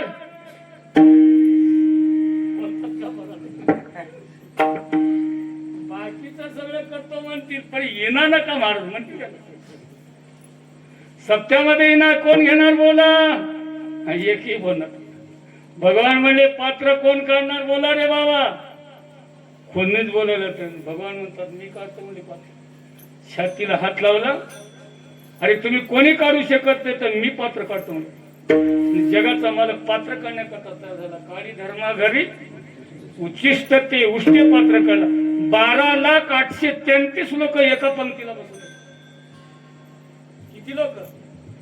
12,833 लोक एका पंक्तीला बसत होते. तर धर्मराजाच्या यज्ञामध्ये 5 पंक्ती एका दिवसामधून उठत होते. आणि तेवढे पात्र आमचा भगवान काढत होता. काळी धर्माघरी उच्चिष्ट ते उष्टे पात्र काढला आणि हळूहळू त्या भक्ताचं ऋण फेडला. आणि हळूहळू फेडी ऋण होऊन जेव कोण वाढीत. तेवढ्या लोकांना आमची महान पतिव्रता द्रौपदी माऊली जेवण आज काय जेवण महाराज तिथे जेवणामध्ये. महाभारत वाचन माझी महाभारतामध्ये फार सुंदर वर्णन लिहिलेलं आहे. तुम्हाला एक विषय सांगायला मला टाइम नाही. बारीक गोष्टी. जेव वाढायची द्रौपदी जेव वाढीत असताना द्रौपदीच्या चोळीची गाठ सुटली होती नाही. गाठ सुटल्याबरोबर कौरवाच्या पाठीमधले लोक, हे दुष्ट लोक, वहिनी इथं वाडा म्हणायची घाई करू लागली. माझ्या माऊलीचे माझ्या स्तन उघडे पडले, उर उघडे दिसू लागले. चोळीची गाठ सुटली. आता तिची लज्जा कोण रक्षण करणार. हे दुष्ट लोक कौरवाच्या पाठीमधले लोक म्हणतात वहिनी इथं वाडा. वहिनी घाई करू लागले. मला जगाचा मालक परमात्मा तिला 4 हात तयार केला. 2 हातांनी गाठ बांधली, 2 हातांनी वाढीतच होती. मला द्रौपदीचं हळूहळू अशा प्रकारचं ऋण फेलेलं आहे. म्हणून हळूहळू फेडी ऋण होनिया रूपे दीर ज्ञानेश्वर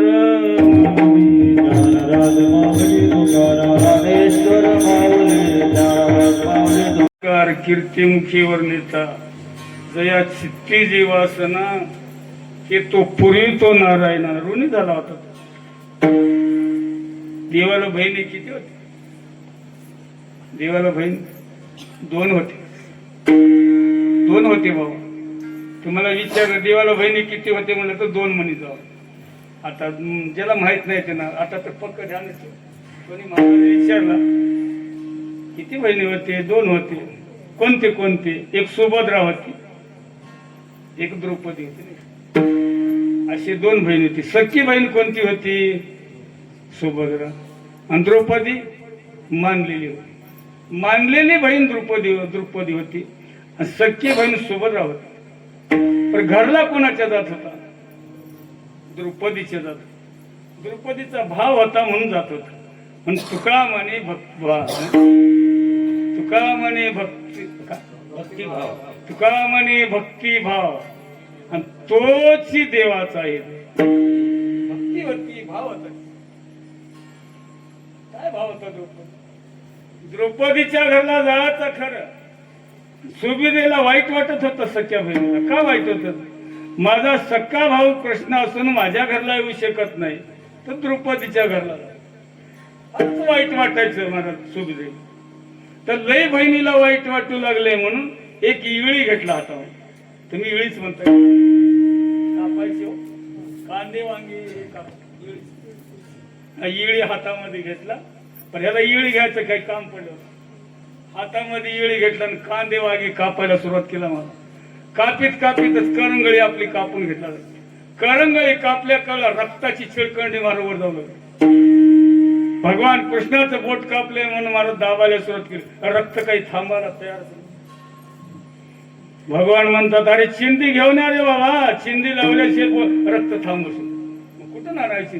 माझ्या बहिणीकडे जावा म्हणतात. माझी सुभद्रा आहे बहीण, द्रौपदी माझी 2 बहिणी आहेत. दोन्ही बहिणी जाऊन चिंदी आणा जाऊन ताबडतोब. पण 5 मिनिटाच्या आत आलं पाहिजे म्हणा. गोपाळ धावत सुटली भावात. कुठे गेले? सुभद्रेच्या दारामध्ये गेले. सुभद्रेने विचारली, का रे गोपाळाने एवढे का धावत आलात रे भावात? काही नाही, भगवान कृष्णाचं बोट कापलेलं आहे, तुम्हाला चिंदी द्या म्हणले बोट बांधण्या. तर राजाची पत्नी राजाची लेख होती महाराज. राजवाड्यामध्ये काही चिंदी मिळत? राजवाड्यामध्ये आतमध्ये घरामध्ये गेले, चिंदी शोधायला सुरुवात केली. चिंदी काही मिळणार गेले. गोपाळ म्हणले, चिंदी मिळाली का नाही? म्हणे, अरे शोधायला लागलो रे, थांबा म्हणले. तर भगवान म्हणले होते 5 मिनिटाच्या आत आला पाहिजे. 3 मिनिटं संपून गेले. काय 2 मिनिटाच्या आत? 2 मिनिटाला थोडं कमीच होता. काही गोपाळ काही थांबले नाहीत मला.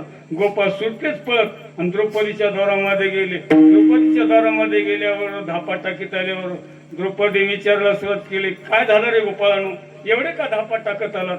काय नाही, भगवान कृष्णाचं बोट कापलेलं आहे, तुम्हाला चिंदी द्या म्हणले. हे बी राजाचीच दिली पत्नी. राजाची पत्नी तिने काही दुसरी होती? तिने काही शोधली का राजवाड्यामध्ये चिंता? अरे माझ्या भावाचं बोट कसं कापलं रे म्हणली. डोक्यावरला पदर काढली फाळली. तुम्हाला काही वेळच लावली नाही. लाखो रुपयाचा पितांबर होता त्या काळामधला. काही साधा होता का पितांबर? डोक्यावर पदर काढली. माझ्या भावाचं बोट कसं? काय प्रेम असेल? तुका म्हणे भक्तिभाव नाही का? तोच दे. त्याला काय पाहिजे? भाव पाहिजे. भावाशिवाय आपण शिकतो.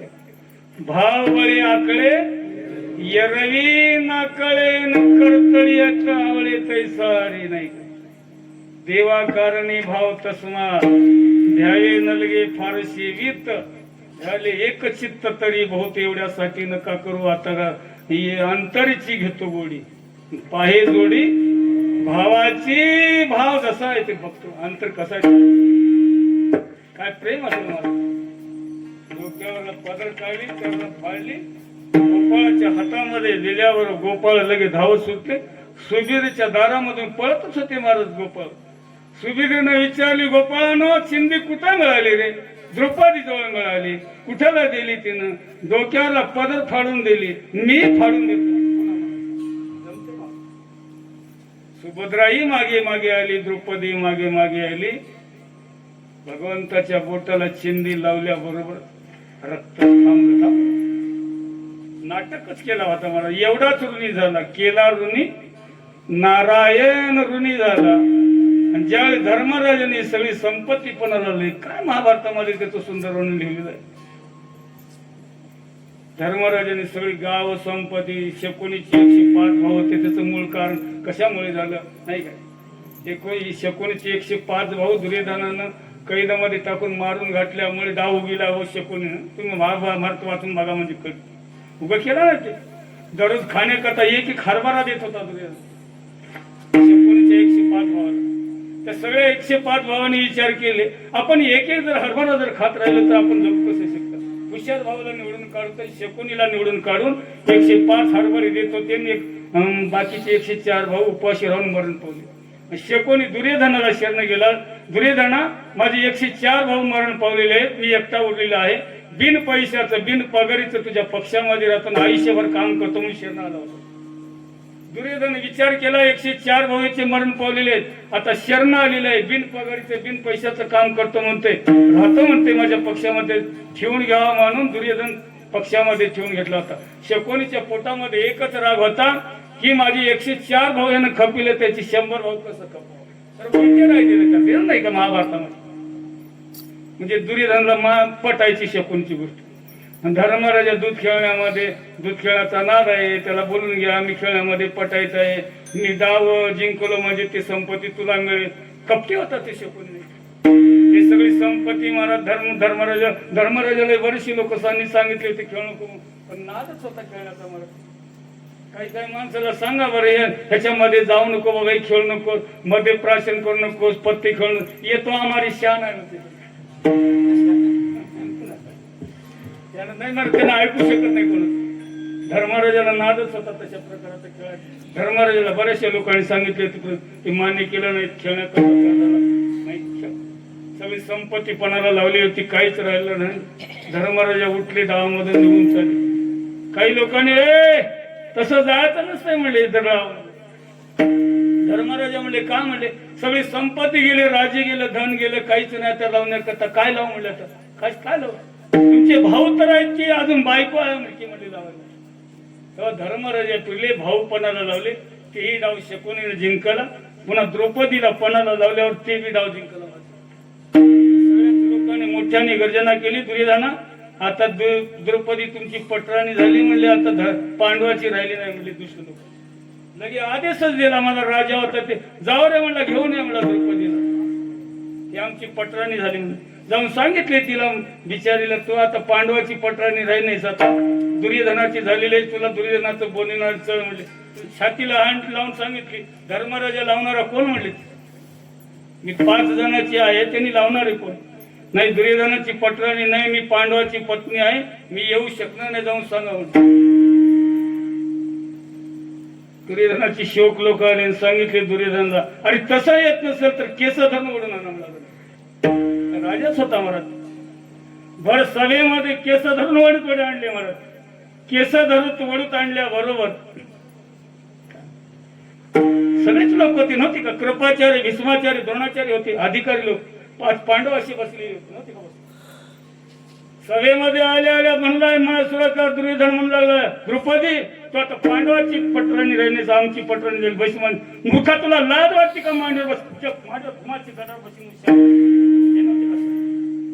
मी बसते का तुझ्या मांडीवर तुझ्या गांडीवर भीमाची गदा बशी म्हणून शाप दिलेली. आता एवढा रागाने बोल्या दुर्योधनाला काही कमी रागाला. दुर्योधनाने आदेशच दिला अरे हिनं मांडीवर बसू शकत नाही तिचे वस्त्र फेडा म्हणाला. लगेच दुःशासन वस्त्र फेडायला सुरुवात केला मला. वस्त्र फेडत असताना पांडव ते सगळे खाली माना घातले. पांडवाकडे बघितले एका वीरामध्ये काही शक्ती कमी होती. धनुर्धारी वीर अर्जुन होता सगळ्या राज्य लोकांना मारण्याची शक्ती अर्जुनामध्ये होती. अर्जुन खाली मान घातला. भीम गदा घेऊन उठत होता महाराज मारण्याकरता. धर्मराजा थांब म्हणायचे म्हणत नव्हती का धर्मराज थांब भीमा थांब थोडी घाई करू नको. बघितली द्रौपदी हे सगळे खाली माना घातलेले आहेत. दुःशासन वस्त्र फेडत होता आणि भीष्माचार्याला म्हणायला सुरुवात केली महाराज तुम्ही एवढे मोठे अधिकारी लोक असताना तुम्हाला वस्त्र फेडणं बरं दिसते का हे काहीतरी धर्माची नीती सांगा या दुष्ट लोकांना म्हणजे द्रौपदी. तर भीष्माचार्य खाली मान घातली वरी बोट केले बघणार सांगणारा देव आहे म्हणले. का म्हणले होते तर दुर्योधनाच्या घरचा अन्न खाल्ल्यामुळे बुद्धी भ्रष्ट झालेली होती म्हणून धर्माची नीती सांगण्याची आठवण आली नाही. तर त्याच्या पुढे जाऊन महाभारत सांगू का तुम्हाला. ज्यावेळेस भीष्माचार्याला अर्जुनाचा बाण लागला आणि भीष्माचार्याला बाणाच्या टोकावर 52 दिवस झोपावं लागलं. आणि त्यावेळी भीष्माचार्य द्रौपदीला म्हणतात, द्रौपदी इकडे ये म्हणे. द्रौपदी जवळ आली. काय महाराज, काय म्हणायचं? काही नाही, आज तुम्हाला धर्माची नीती सांगणार आहे. द्रौपदीला हसू आलं. द्रौपदी बाजूला गेल्यावर भीष्माचार्य म्हणतात, का हसलीस माय तू? काही नाही महाराज, उगा हसले म्हणली द्रौपदी. नाही नाही, तुझ्या हसण्यामध्ये काहीतरी वर्मा युगा हसू शकत नाही महाराज. भर सभेमध्ये दुष्ट लोकांनी वस्त्रहरण करीत असताना धर्माची नीती सांगा म्हणल्यानंतर तुम्हाला सांगणारा देव आहे म्हणून वरी बोट केलात आणि खाली मान केलात, आणि तुम्ही आता बाणाच्या टोकावर मरणांत वेळ आली तुमची, मरणाच्या मागे लागला. तर तुम्हाला धर्माची नीती सांगण्याची आज आठवण आली का? त्यावेळी धर्माची नीती सांगू नये का तुम्ही? हे द्रौपदीचं उत्तर आहे भीष्माचार्याला. तर भीष्माचार्याचं उत्तर द्रौपदीला आहे की दुर्योधनाच्या घरचा अन्न खाल्यामुळे माझी बुद्धी भ्रष्ट झालेली होती. मला धर्माची नीती सांगण्याची आठवण आली नाही. शरीरामध्ये वाईट जंतू आणि वाईट रक्त निर्माण झालेलं होतं. आता माझ्या त्या बाणामुळे, बाण लागल्यामुळे वाईट जंतू आणि वाईट रक्त निघून गेलं, शुद्ध रक्त राहिलेलं आहे. धर्माची नीती सांगण्याची आठवण आली म्हणून सांगतो मी. असं वर्णन आहे नाही का? मग सगळे लोक खाली माना गाठले. द्रौपदीनं सगळ्याकडे बघितली आणि बघून भगवंताचा धावा मांडली. कोठे गुंतलासी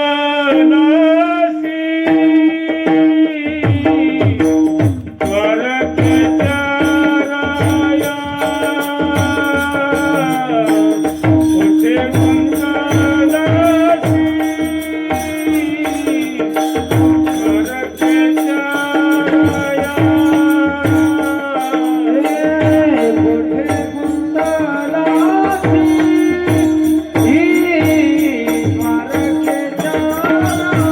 कोठे गुंतलासी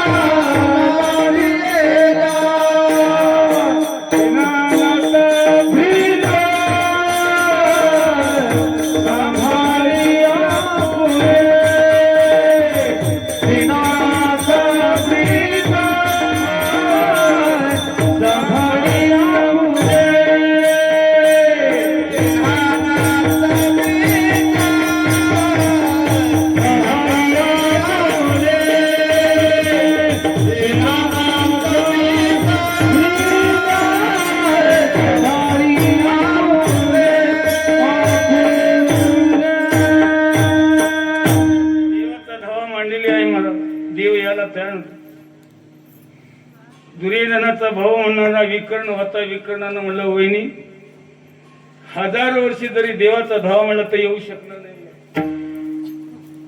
द्रौपदी म्हणली, काय येऊ शकत नाही? तुमचा विश्वासच नाही देवा. तुम्ही लुगड्याला हात धरला असं आणि एका हाताने धावा म्हणला तर कसा येऊ शकतो? लुगड्याचा हात सोडा तुम्ही, मी फेडू देणार नाही तुमचा असं धरला.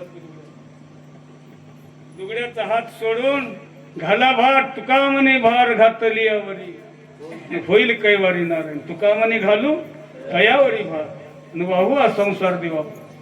घाला भार देवावर. लुगड्याचा हात सोडा. लुगड्याचा हात सोडून भगवंताचा धावा. देवा धार म्हणल्याबरोबर देव म्हणजे कोणा लक्ष्मी जवळ होतं ना, वा म्हणजे कोणा एवढ्या वेगात आला. कोठे न दिशे पाहताना उडी घाली आवची. एवढ्या वेगामध्ये आला तिला काही दुष्ट लोकाला दिसलंय का?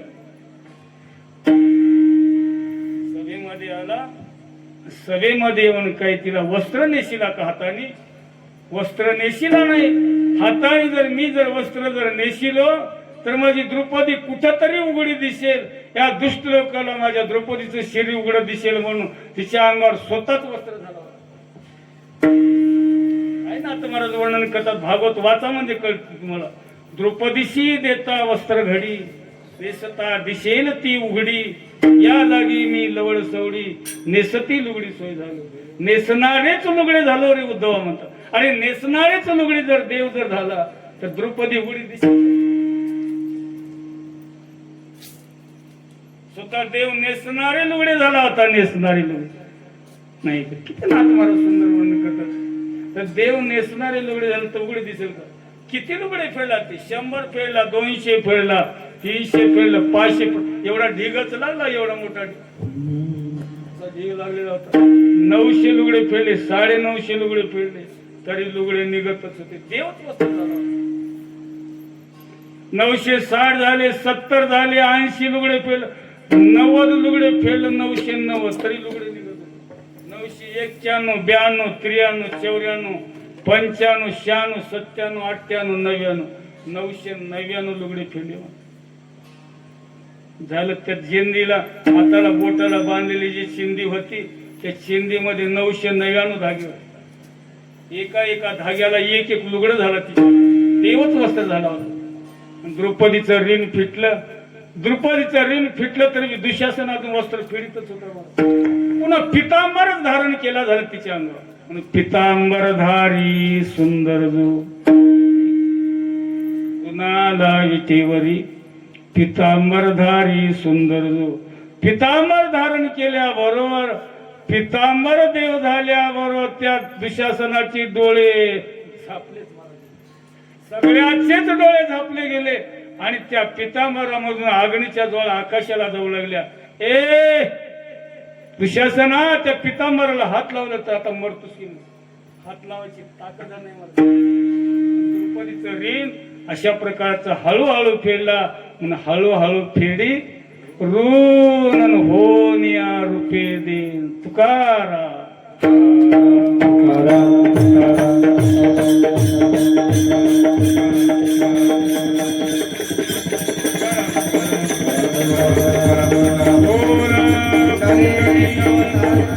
श्री